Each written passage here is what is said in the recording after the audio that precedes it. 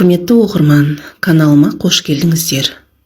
Алда әмеңгерлік әңгімесі, өмірден алынған шынайы оқиға. Оқырман хаты. Мен Шымкент қаласының ерке өскен сылқым сұлуының бірі едім. Көрікті келбет, мінсіз мүсін, қиылған қас, қолаң шаш. Бір үйде 3 жылдың ортасында өскен, ақ саусақ, бойжеткен болып өсіп келе жаттым. Мектеп қабырғасында жүргенімде талай бозбаланы өзіме ғашық етіп, сұлулығыма сеніп, ешкімді менсінбей, тәкаппар өскен сұлу болатынмын. Болашақ жарыммен 10-шы сыныпта оқып жүрген кезде таныстым. Ол менен 8 жас үлкен болатын. Мен өз қатарынан ойым озық, ерте бойжеткен секілді едім. Маған көбінесе өзімнен үлкен жігіттер ұнайтын. Жігітім банк қызметкері болатын. Бойы ұзын, ақ құба өңді. Шашын бір жағына қайырып қойып, ақ жейде, костюм сым киіп, тақадай таза жүретін. Жігітіммен құрбыларыммен киноға барғанда танысып едім. Өзімді оқушы емес, студентпін деп таныстырып, жалған айтқаныммен кейін өтірігім шығып қалды. Жалған айтқандағы ойым, мен оқушымын десем, ол жігіт мені кішкентай қыз деп менсінбей қояды ма деп ойлаған болатынмын. Бірінші ойыма келгенді ойланбастан айта салған едім. Алайда бұл өтірігім шыққаннан кейін жігіт маған ренжіген жоқ. Екеуміздің таныстығымыз жалғасын тауып, бір-бірімізді ұнатып қалдық. Мен оған қатты ғашық болдым. Оны көрмесем тұра алмайтындай дәрежеге жеттім. Хабарласпай қалса, сабақтан соң оны жұмысына іздеп барып, ол жұмыстан шыққанша сыртта тосып отыратынмын. Ол мені көріп таң қалғанымен артынша қуанып қалатын. Жігітім кейде түске дейін, кейде түстен кейін жұмыс істейтін. Графигі солай болатын. Мен түске дейін жұмыс істейтін күндері соңғы сабаққа қатыспай қашып кетіп жігітіме баратын едім. Жігітім қыпша белімнен қыса құшып, бал ернімнен сүйгеннен араға барған емес еді. Бірақ мен өз қалауыммен оның нәпсісін қоздырып, 10-шы сыныпта аяқтайтын кезімде пәктігіммен қоштасып, ең асылымды сүйгеніме сыйладым. Сонан кейін Қайсармен оның пәтерінде жиі кездесетін болдық. Ерлі зайыптылар секілді жүріп тұра бастадық. Қайсар менің сүйген жігітім, ауылда өскен жігіт болатын. Отбасында бір үйдің үлкені еді. Ата-анасы мен 2 інісі және 2 қарындасы бар екен. Өзі қаладағы жоғары оқу орнын аяқтағаннан кейін банк қызметкері болып, жұмысқа орналасып, пәтер жалдап тұрып жатқан жайы бар еді. Ата-анам менің махаббатымнан хабары болмады. Әкем Атырауда вахталық жұмыста істейтін. Жарты ай үйде болса, жарты ай түзде жүретін. Ал анам маған көп шектеу қоймайтын. Әкем жоқта құрбыларыма барамын, киноға барамын десем, жібере беретін. Осылай еркін өскеннен кейін жігітіммен де еркін кездесіп жүрдім.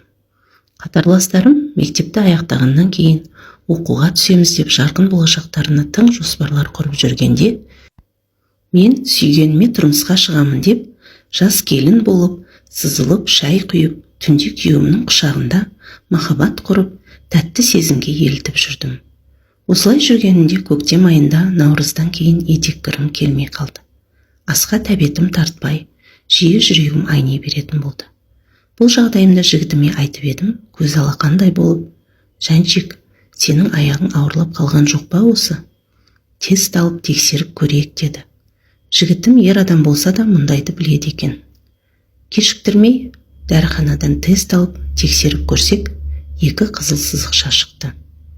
Қайсар қуанып, мен әке болатын болдым деді де артынша, «Жәншік, сен кәмелет жасқа толмағансың, қиын болатын болды ғой, не істейміз енді» деп, лезде қуанышы су сепкендей басылды. Осы жерде мен 2 айдан кейін мектеп бітіремін ғой, алып қашасың мені, үйдегілерге өзім түсіндіремін. Сүйген жігітім тұрмысқа шығамын десем, ата-анам үндемейді, дедім. Сөйтіп, ата-анама бойымдағы өзгерістерді білдірмей, 2 айдан кейін жігітіме еріп кете бардым. Біз осылай отбасын құрдық. Қаладан ауылға келін болып шыға келдім. Ата-анам бастапқыда, қызымыз жас, кеше ғана мектеп бітірді деп қарсы болып еді, кейін мен анамды оңаша шығарып алып, аяғымның ауыр екенін айттым. Сөйтіп едім, анам: «Жаным, қызым, күйеуге шығуға неге сонша асықтың? Бар өмірің алда еді ғой. Мынадай жерде қалай тұрасың енді? Ауылда жүнжіп кетесің ғой. Эх, қызым, махаббат деп, ыстық суығың басылған соң өкініп қалма», деп үндемей мені қалдырып кетті. Мен іштей ештемеге өкінбеймін дедім. Маған сүйгенім Қайсар жанында болса болды еді. Сөйтіп, өзім армандағандай ақ жаулық тартып, сызылып шай құйып, келін атандым. Қайсар ақ көйлек кигізіп, той жасап құда күттік. Тойға қомақты қаражат түсіп, жігітім астына жеңіл автокөлік алды. Ауылымыз Шымкентке жақын болатын. Күйеуім қаладағы пәтерін өткізіп, жұмысқа ауылдан қатынап істейтін болды. Ата-енем момын жандар еді. Екі қайынсіңлім тұрмыста. Қайсардан кейінгі қайыным мен келін болып түскенде әскерде болатын, ал кіші қайыным мектепте оқитын. Менің жеріктігім басылып, жүктілігім бір қалыпты өтіп жатты. Айы күнім жақындап, босанатын уақытым жақындап, кешке қарай белім ауырып, суым кете бастады. Енеме айтып едім: «Ойбой, сен босанғалы жатырсың ғой», деп, дереу Қайсарға хабарласып, менің толғап жатқанымды айтып еді. Қайсар: «Жұмыстан шығып жатырмын, тез келемін, ауруханаға өзім апарамын», деген соң мен ақырындап сөмкемді жинай бастадым. Бірақ Қайсарым ауылға жете алмады. Аллам оған махаббатымыздың жемісі, артындағы тұяғы, ұлын көруді маңдайына жазбапты. Қайсар ауылға асығып, қатты жылдамдықпен жүрген екен. Трассада қарсы бағытқа шығып кетіп, жүк көлігіне соқтығысып, сол жерде тіл тартпай кетті.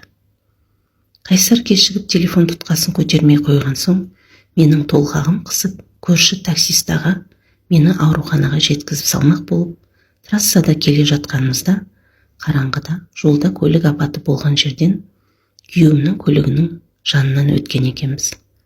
Толғағым қысып, өз-өзіммен әлек болып келе жатып, енем де, мен де, таксист аға да оған мән беріп анықтап қарамаппыз. Сөйтіп босанғаннан кейін қаралы хабарды естідік. Бұл маған өте ауыр соққы болды. Сол күні-ақ 10 жылға есейіп кеткендей едім. Жылай-жылай екі көзім бұлаудай болып, сүйгенімді жер ананың қойнына тапсырдық. Кішкентайымды емізейін десем, сүтім де шықпай, қиналып, енем екеуміз түн ұйқысын көрмей, ұлымды қырқынан шығардық. Түндерде көз ілмей, қайғы мұңнан құр сүлдем қалғандай еді. Ата-анам күйеуімнің жаназасына келіп кетті. «Аяқ қолыңды бауырыңа ал, өз-өзіңе кел. Сен сәбиіңе керексің, сен енді анасың. Қамықпа, біз бармыз ғой, тіріміз, уайымдай берме», деп жұбатып кетті. Уақыт өте, жесірлігім, жалғыздық жаныма бата бастады. Қайсарды қатты сағынатынмын. Түндерде оның ыстық құшағын аңсап, иісі кетпеген жастығын құшақтап, көз жасым көл болатын. Осылай жүріп қырқымыздан шығып, жолдасымның қырқын берген кезде сырттан Қайсардың дауысы естілгендей болды. Жүрегім атша тулап сала берді. Тұра салып құлағымды тұрып қалдым. «Ағамай, Қайран ағам», деп дауыс шығарып дарбазадан кіріп келе жатқан күйеуімнің әскердегі інісі Жансерік екен. Жансерік Қайсар қайтыс болған кезде келе алмаған болатын. Дауысы Қайсардың даусынан айнымайды екен. Терезеге жақындап, перденің саңлауынан ақырын қарап едім. Ұзын бойлы, шымыр денелі, жүзі күнге тотыққан әскери киім киген сыптай сымбатты жігіт ата-енеммен көрісіп жылап жатыр екен. Барлығы сыртқа шығып, жылап сықтап, үй жақ азан-қазан болып кетті. Бұған менің де көңілім босап, солқылдап жылап, өз бөлмеме кіріп кеттім. Жолдасыма Құран бағышталып қырқын өткіздік. Мен селсоқ күйде, әйтеуір кеудесінде жаны бар адамның күйін кешіп жүріп жаттым. Бар алданышым әкесінен аумай қалған ұлым еді. Ата-енемнің де жұбанышы Қайсардан қалған жалғыз тұяқ арманымыз еді. Ұлымның есімін атасы, ұлымның көре алмай кеткен тұяғы